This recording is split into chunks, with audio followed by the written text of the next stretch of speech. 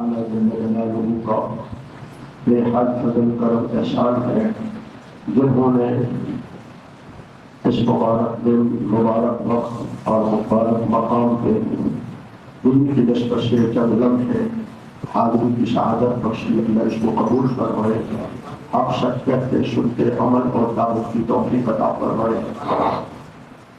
گزشتہ جمعہ رسول اللہ صلی اللہ علیہ وسلم کے دوسرے خلیفہ امیر المومنین حضرت عمر رضی اللہ تعالیٰ عنہ کے ابتدائی احوال عرض کیے، چند باتیں آج اسی نسبت سے کہوں گا۔ جس کا اچھا تذکرہ انسان سنتا ہے اس کو دیکھ کے زیادہ دیکھتے محبت ہو جاتی ہے، جس کی برائیاں انسان سنتا ہے اسے دیکھ کے زیادہ دیکھے اس کی نفرت پیدا ہو جاتی ہے۔ جو لوگ صحابہ کی برائی بیان کرتے ہیں وہ دن دیکھ کے اپنے لوگوں کو صحابہ سے متنفر کر بیٹھتے ہیں، اور جو لوگ صحابہ کرام علیہ رضوان کی تعریف اور خوبی محاسن بیان کرتے ہیں وہ اپنے لوگوں میں ان کی محبت پیدا کر لیتے ہیں۔ اور رحمت عالم صلی اللہ علیہ وسلم کا مبارک ارشاد من احبهم فبحبی احبہ، جو صحابہ سے محبت کرتا ہے وہ میرے ساتھ محبت کی وجہ سے ان سے محبت کرتا ہے۔ ومن ابغضهم فبحبی ابغضہ، جو صحابہ سے بغض رکھتا ہے اس کے دل میں بغض میرا ہے نکالتا صحابہ پر ہے۔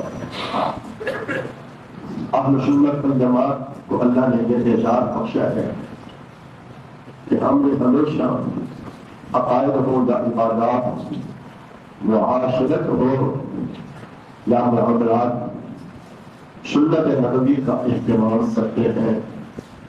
اس کو نہیں دیکھتے حالات کیا ہیں، ہماری خواہش کیا ہے، لوگ کیا چاہتے ہیں، اللہ کیا چاہتے ہیں، اس کے رسول صلی اللہ علیہ وسلم کیا چاہتے ہیں، اس کے مطابق عمل کی کوشش کرتے ہیں۔ اللہ اس پر استقامت نصیب فرمائے۔ حضرت عمر رضی اللہ تعالیٰ عنہ کو خوش نصیب انسان ہے جن کو رسول اللہ صلی اللہ علیہ وسلم نے بیت اللہ کے پاس رات کی تاریکی میں اللہ سے معاف کر دیا۔ وہ خوش نصیب انسان ہے جو مسلمان ہوئے تو مسلمانوں کے لیے بیت اللہ میں نماز پڑھنا ممکن ہوا۔ وہ خوش نصیب انسان ہے جنہوں نے اپنی ہجرت کا سب لوگوں نے چھپ کر ہجرت کی۔ حضرت عمر نے اعلان کیا میں ہجرت کر کے جا رہا ہوں، کسی کو ضرورت ہے تو آ کر روک لے، بلکہ یہاں تک کہا جس نے اپنی بیویوں کو بیوہ کرانا ہو، جس نے بچوں کو یتیم کرانا ہو وہ عمر کو آ کر روک لے۔ وہ عمر وہ خوش نصیب انسان ہے جنہیں مصطفیٰ کریم صلی اللہ علیہ وسلم نے فرمایا عمر تم جس گلی سے گزرتے ہو وہاں سے شیطان راستہ چھوڑ دیتا ہے۔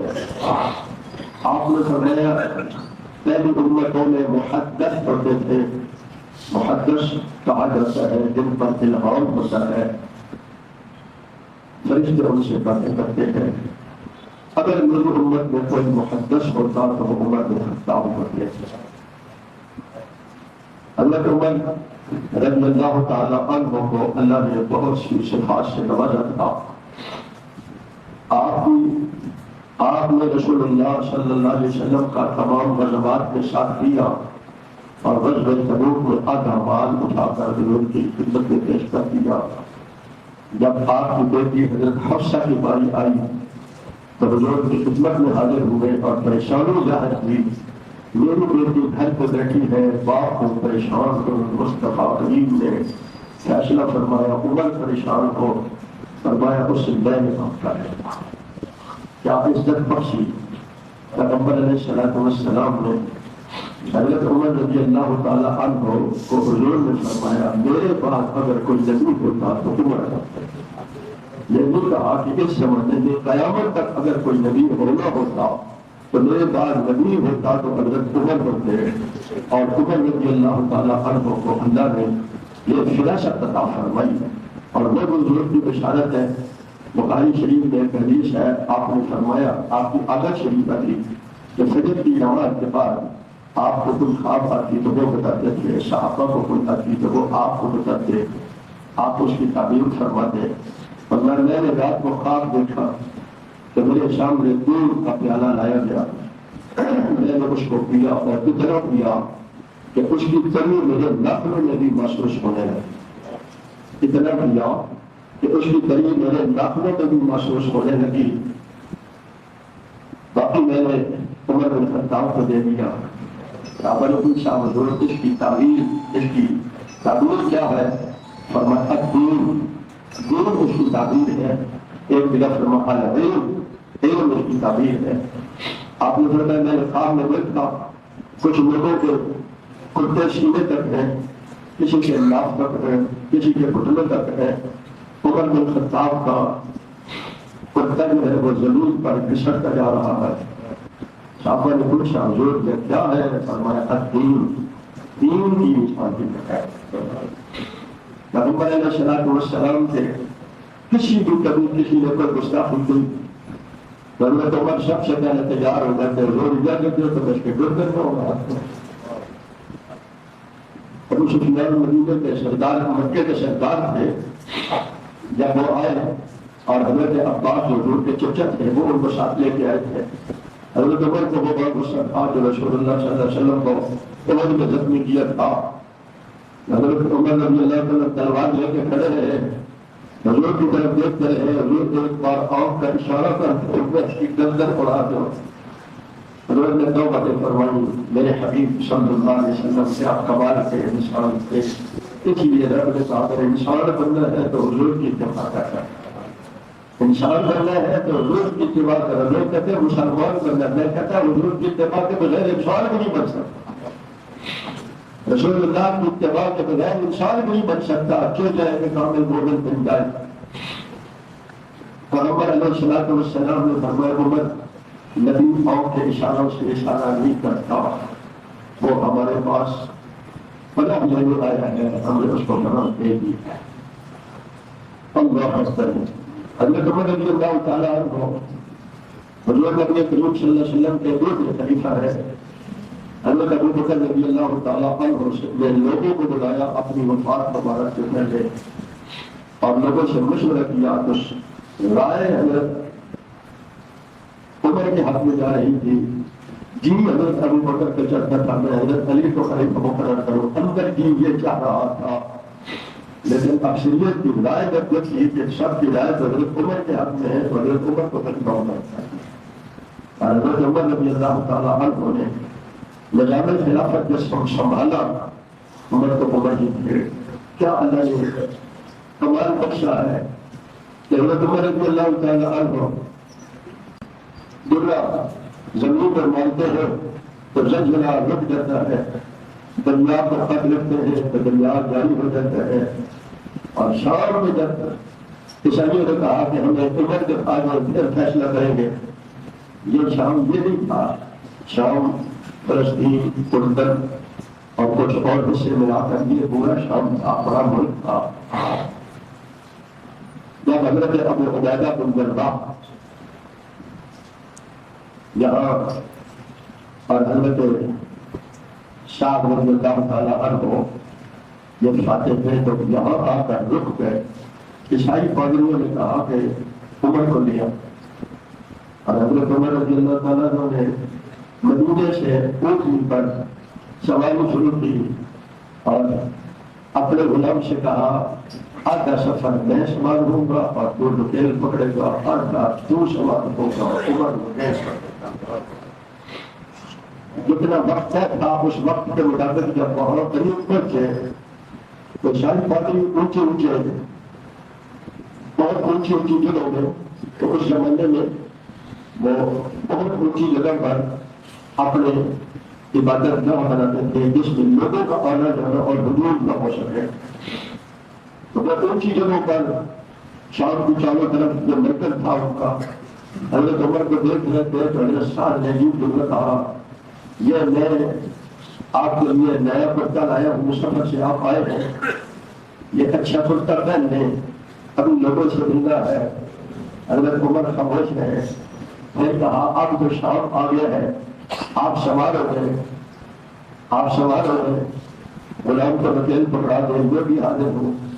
حضرت عمر خاموش رہے، جب حضرت صاحب نے کہا چلو ایک بات تو میری مان لے، کتا تو پہل لے، بدل لے، دیکھیں کتنے پیغام لگے ہوئے ہیں۔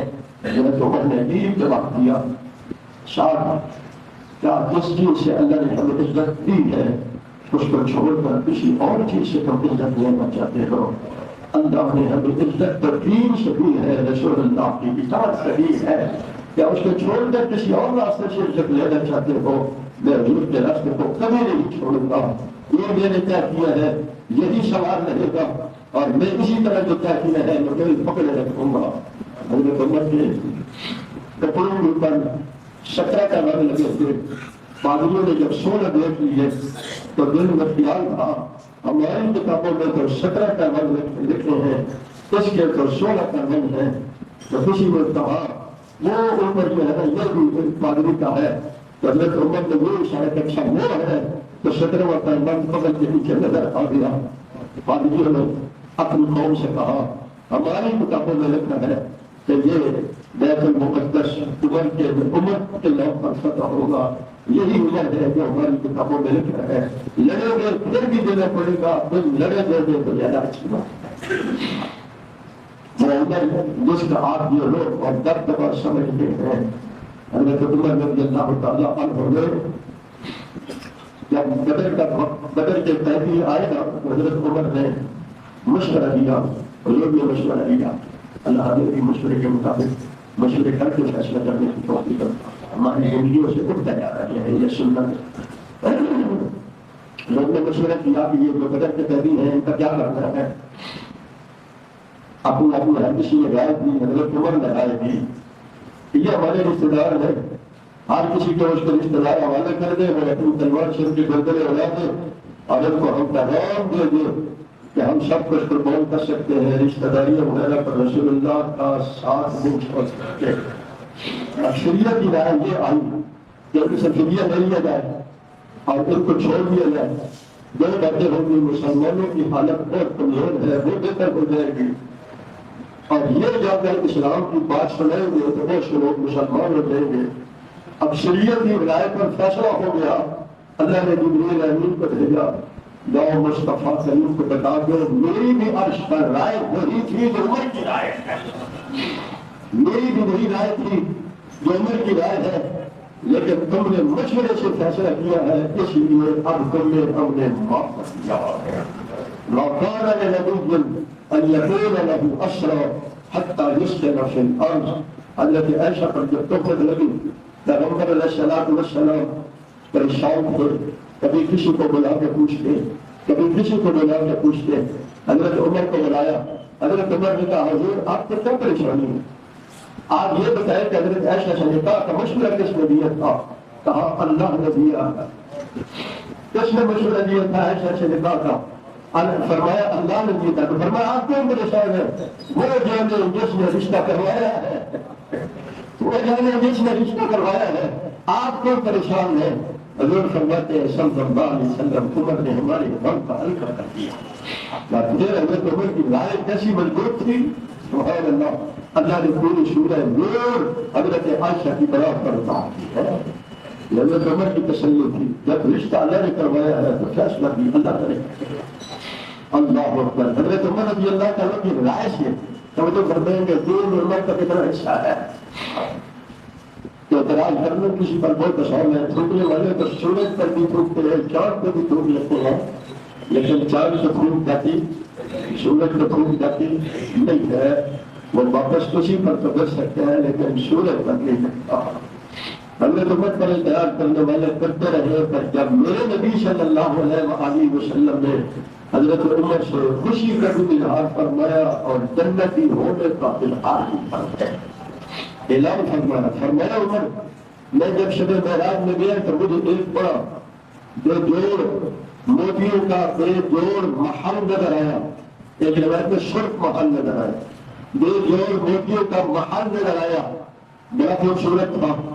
میں قریب گیا، میں نے پوچھا کس کا ہے؟ انہوں نے کہا یہ مدینے کی جوان عمر کا۔ اگلی بات سنو، حضور نے فرمایا میرا جی چاہا کہ میں اس اندر جا کے دیکھوں، اور عمر تیری غیرت کی وجہ سے میں اس میں گیا نہیں ہوں۔ حضرت عمر آنسو بہا رہے ہیں اور حضور کے ساتھ اپنی اپنے رخسار لگا کر کہہ رہے ہیں علیک اغار یا رسول اللہ، کیا آپ تو میرے پر مجھے غیرت کر سکتا ہوں؟ اللہ اکبر، میرے حبیب صلی اللہ علیہ وسلم پہاڑ پر ہیں، پہاڑ کو عربی میں تبیر بھی کہتے ہیں، حضرت ابو بکر ہے، حضرت عمر ہے، حضرت عثمان ہے، پہاڑ میں زلزلہ آتا ہے، میرے حبیب ٹھوکر لگا کر فرماتے ہیں اسکن یا کبھی، اے پہاڑ ٹھہر جاؤ، علیک نبی وصدیق وشہیدان، تیرے اوپر ایک نبی ہے، ایک صدیق ہے، دو شہید ہے۔ اب کل رہا تھا جب مسلمان لڑے ہوئے مدینے میں تو نماز کا وقت کا اعلان کیسے کیا گیا؟ کسی نے کہا ڈھول بجا دے، کسی نے کہا مخدوم سے رکعت بجتی ہے وہ بجا دے، کسی نے کچھ کہا۔ حضرت عمر رضی اللہ تعالیٰ عنہ نے کہا یہ تو غیروں کے طریقے ہیں، لوگ ہم اللہ سے مانگتے ہیں، لوگ مشورہ دے رہے تھے۔ حضرت عمر حدیث میں آتا ہے کہ جب گھڑی اپنی پکڑی ہوئی ہے اور دوڑے آ رہے ہیں، رک کے اس کو بج موجود ہے، دونوں ایک ہاتھ سے یہ پکڑی ہے اور بھاگے آ رہے ہیں، یہ بھی عمر آ رہا ہے۔ حضرت عمر نے آ کر خواب سنائی، میں نے خواب میں دیکھا ہے ایک فرشتہ یہ آواز اللہ اکبر اللہ اکبر الفاظ سنائے تو صحابہ کے کھڑے ہوئے، انہوں نے کہا ہم نے بھی خواب میں یہی دیکھا ہے۔ حضور نے حضرت عمر کے خواب پر آزان کا فیصلہ کیا ہے۔ آج آزان تو پڑتا ہے پر عمر کا اعتراض نہیں کرتا ہے۔ اللہ اکبر۔ حضرت عمر رضی اللہ تعالیٰ عنہ تو بہت سی چیزیں اللہ نے انہیں صلاحیت دی تھی، بڑا مقام دیا تھا۔ چند باتیں عرض کرتا ہوں۔ خلیفہ جب بنے تو انہوں نے دیکھا کہ باقاعدہ جو فوج ہے یہ بیچارے لڑتے ہیں مرتے ہیں، ان کے لیے کوئی نظام نہیں۔ انہوں نے لسٹ بنوائی جتنے بھی اسلام کے شہداء ہیں ان کی دیوگان کی لسٹ بنائی جائے اور ان تمام دیوگان کا عام وظیفہ بھی مقرر کیا۔ حضرت عمر زندگی کے آخری ایام تھے، فرمایا میں نے کچھ دیا ہے ان کو پر میرا جی چاہتا ہے اللہ مجھے 1 سال اور دے، میں شہداء کی دیوگان کے گھر ایسے بھر دوں کہ عمر کے بعد کبھی انہیں کسی کی ضرورت نہ پڑے۔ ایک ہمارے حکمران ہے وہ کس کو بھرنا چاہتے ہیں، ایک عمر ہے جو کس کو بھرنا چاہتے ہیں۔ اللہ اکبر۔ اور اپنا حال کیا ہے؟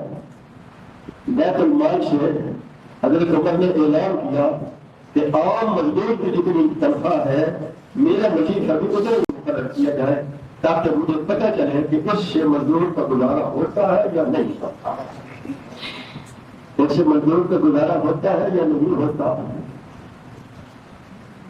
36 لاکھ بعد روایت میں 22 لاکھ مربع میل پر حکومت کرنے والا یہ حکمران جس میں روب اور دبدبے سے روم اور فارس کے بادشاہ بھی لڑتے تھے، کپڑوں پہ پیبند لگے ہوئے تھے، زمین کے اوپر لیٹا ہوا ہے، پتھر کا تکیہ بنایا ہوا ہے اور وفات ہوتی ہے تو مقروض اس دنیا سے کرتا ہے اور اپنے قرضے کے لیے اپنے بیٹے کو بٹھا کر پوچھتے ہیں فلاں فلاں حساب سے کوشش کر کے پہلے میرے قرض ادا کر دیا۔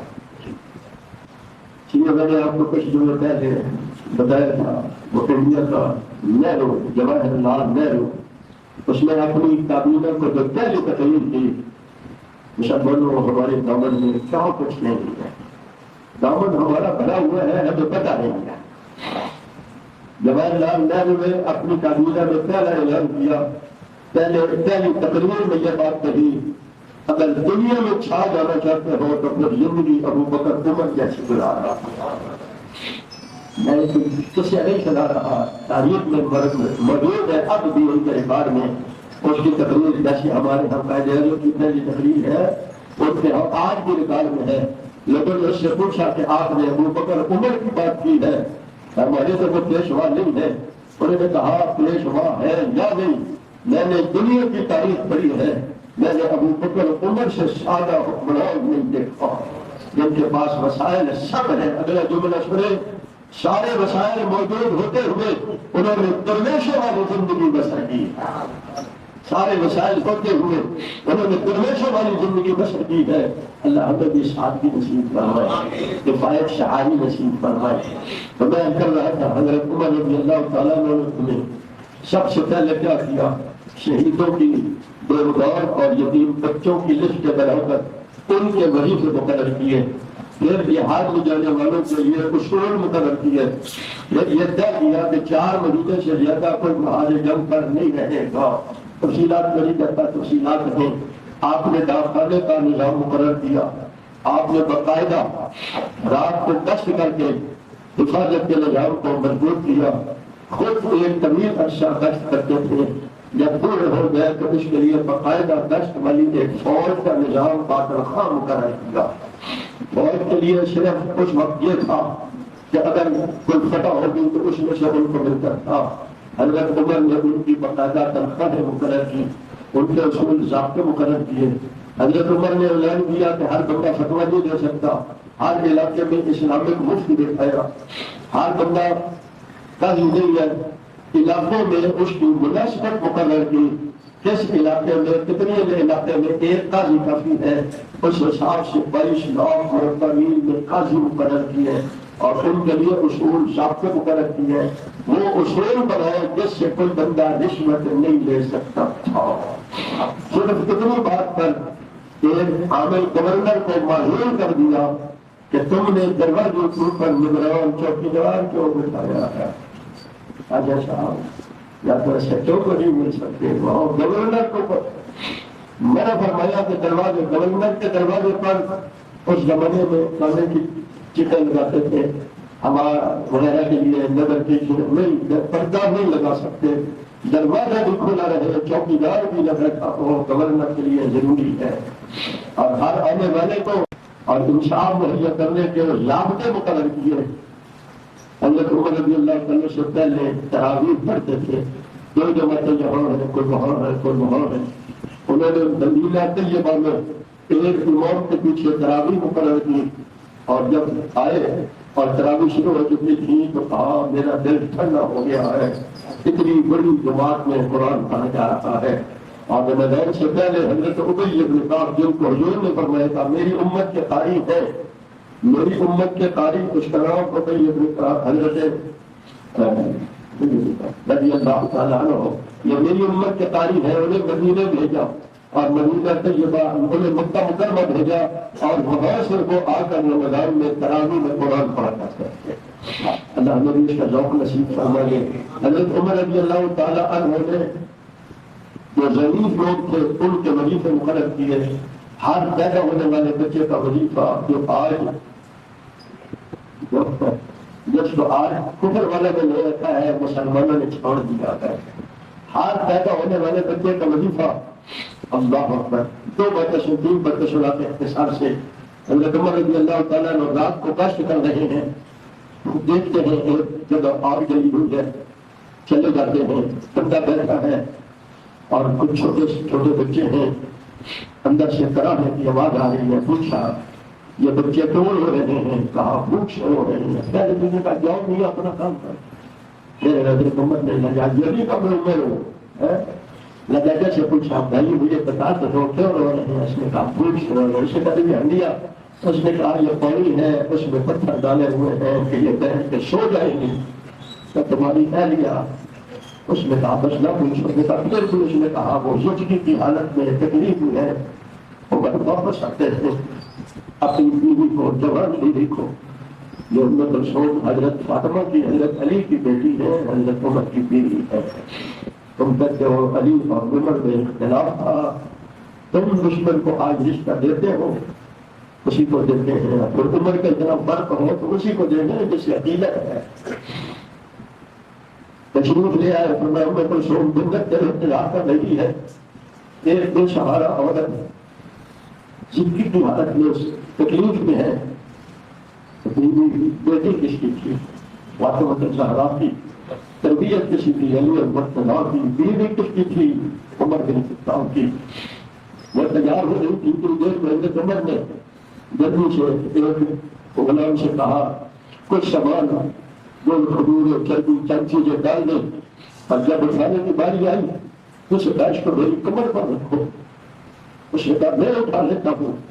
رسول اللہ جب اس نے اشرار کیا تو میرے کمر نے کہا کل قیامت کے روز بھی میرا کوئی ٹوٹ جائے گا, کل قیامت کے روز بھی میرا کوئی ٹوٹ جائے گا. یہ میری ذمہ داری ہے, اس پر میری کمر کے رکھو. کھا کے لے گئے اندر انہیں کشوم کو کہنے لگے تھی اور خود باہر جلدی سے کچھ گل کچھ کھجورے کچھ ڈال کے حلوہ سا تیار کیا, بچوں کو کھلایا اور پاس ان کی ایک طرف بیٹھ گئے. اتنی دیر میں اندر کو بھیجا, آواز آئی امیر المومنین مبارک ہو, اللہ نے آپ کے بھائی کو بیٹا دیا ہے. ابھی تو اس کو کیا پتا تھا یہ سامان اٹھا کے لانے والا اور اپنی دنیا کو لانے والا عمر بن خطاب ہے.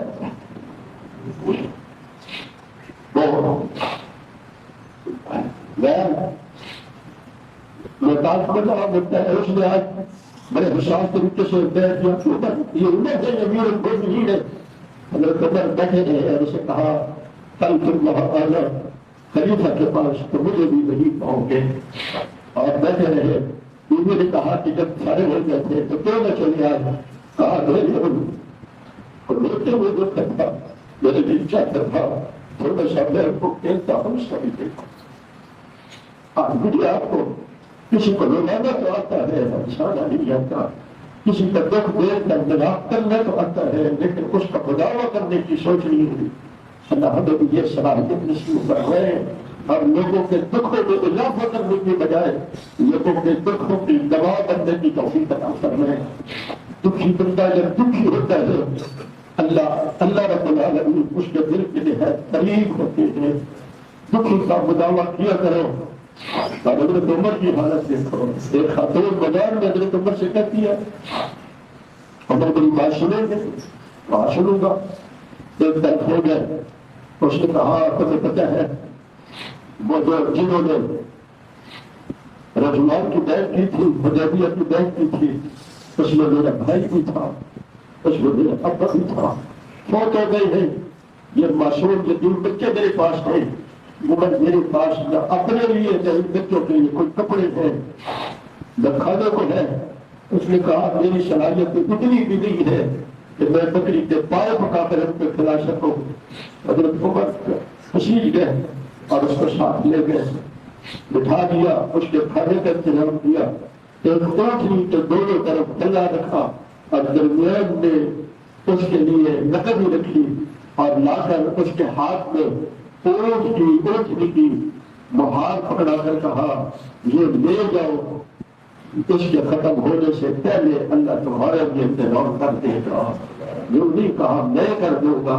ذمت اپنے لیے تھا. کیا تربیت ہے, رسول اللہ کی صحبت کا اثر ہے. کہا اس کو لے جاؤ.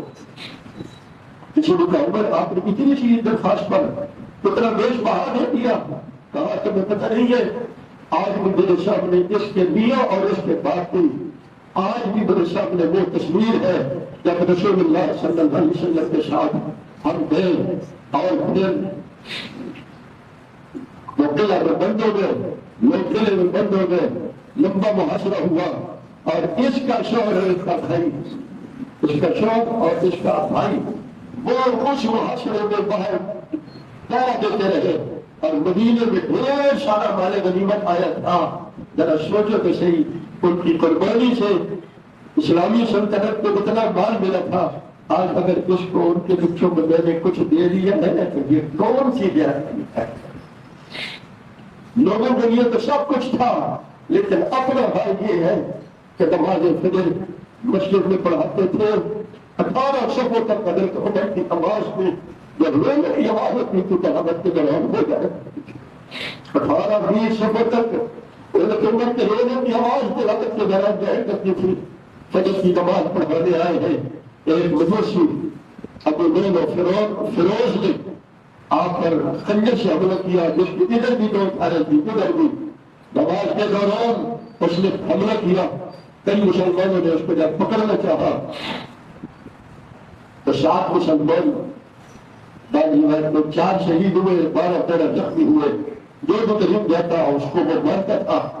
پھر کسی نے اس کے اوپر کمبل ڈالا، پکڑا گیا، حضرت عمر کے وہاں گر گئے، حضرت عبدالرحمن بن عوف نے نماز مکمل کرائی، اور حضرت عمر کو جب کچھ اتفاقہ ہوا پوچھا کون تھا، کہا وہ غلام یہودی جو کچھ دن پہلے آپ کو ملنے آیا تھا، تو کہا اللہ کا شکر ہے میرا خون کسی مسلمان کے ہاتھ سے نہیں ہوا، اللہ کا شکر ہے۔ اور اس حال میں فرماتے تھے جب نماز کا وقت ہو، سرگیری کا دور نہیں تھا، کچھ کھلایا انتریوں سے نکل گیا، کچھ ڈالا انتریوں سے نکل گیا، یقین ہو گیا اگر کچھ نہیں ہے۔ حضرت عمر رضی اللہ تعالیٰ نے پہلی بات فرمائی نماز کا کیا ہے، کس کا نماز کا کیا مطلب، اور جب ہوشی کی حالت میں لگایا جاتا نماز کا وقت ہے تو فرماتے ہاں جس نے نماز نہیں پڑھی اس کا دین میں کوئی صحیح ہے۔ اس بے ہوشی کی حالت میں بھی اکثر نماز جب پڑھتے تو نماز پوری نہیں ہوتی تھی، بے ہوش ہو جاتے تھے، اور ایک نماز کئی بار ہوش دلا کے پڑھائی جاتی تھی۔ اور جب وفات شہادت کا وقت آیا تو بیٹے سے کہا بیٹے جاؤ حضرت عائشہ سے پوچھو، امیر المومنین نے کہنا عمر پوچھ رہی ہے، میرا جی چاہتا ہے آپ کو اجازت دے تو میں اپنے دو ساتھیوں کے ساتھ مدفون ہو جاؤں۔ حضرت عائشہ حجرے میں رو رہی تھی، کہا عمر سے کہیں جی تو میرا اپنا چاہتا تھا لیکن تمہیں اجازت دیتی ہو، یہ کہا کہ میرا سر زمین پر رکھ دو، میرے رخساروں کے ساتھ مٹی کو لگنے دو۔ میرے بیٹے تین پر چلنا اہم بات ہے، ساری عزت اللہ کی عزت کی ہے، اور پھر اس حالت میں ساتھ فرمایا پھر بھی جب میں دنیا سے چلا جاؤں تو جو میرا جنازہ ہو جائے تو جا کے پھر حضرت عائشہ سے پوچھنا شاید میری زندگی میں یہ حال کی وجہ سے اجازت دے دی ہو، پھر جا کے تو میں امیر المومنین کو نہیں رہوں گا، پھر کہنا عمر پوچھتے ہیں، پوچھ کر کہہ گیا تھے کیا ہم دفن کر دے، اجازت ملے کر دے گا، نہ ملے تو خود مسلمانوں کے قبرستان میں دفن کرتے ہیں۔ میرے پیارو وقت ضروری ہے، اس لیے سناتے ہیں ہمارے دلوں میں ان کی محبت پیدا ہو جائے جنہیں اللہ اس کے رسول سے محبت کی اور اللہ اس کے رسول ان سے محبت کرتے تھے، اور حضور نے فرمایا صحابہ سے محبت میری محبت کی وجہ سے ہے۔ اللہ نے اصحاب رسول کی محبت، اور آخر بار سمجھ لو ہم صحابہ سے اس لیے نہیں محبت کرتے وہ بڑے نمازی تھے، بڑے روزگار تھے، وہ حج کرتے تھے، زکاتیں دیتے تھے، یا نہیں، ہم ان سے محبت اس لیے کرتے ہیں، ہم انہیں صحابی اس لیے مانتے ہیں انہوں نے ایمان کی حالت میں مصطفیٰ کریم کو دیکھا۔ سب کو صلی اللہ علیہ وسلم، کسی کو ان میں عیب نظر آتے ہیں، لاکھوں ڈھونڈ لو پر یہ ایک خوبی ان لاکھوں عیبوں پر بھاری ہے کہ انہوں نے ایمان کی حالت میں رسول اللہ صلی اللہ علیہ وسلم کا دیدار کیا، حضور کی نگاہ شفقت ان پر پڑی ہے، اور انہوں نے ایمان بھی حضور سے سیکھا ہے، قرآن بھی حضور سے سیکھا ہے، عمل بھی مصطفیٰ کریم سے سیکھا ہے۔ رب نے کہا رضی اللہ عنہم ورضوا عنہ، اللہ ان سے راضی ہو گیا تو اللہ سے راضی ہو گئے۔ اللہ مجھے آپ کو عمل کی توفیق عطا فرمائے۔ انوار ختم نبوت ٹرسٹ پاکستان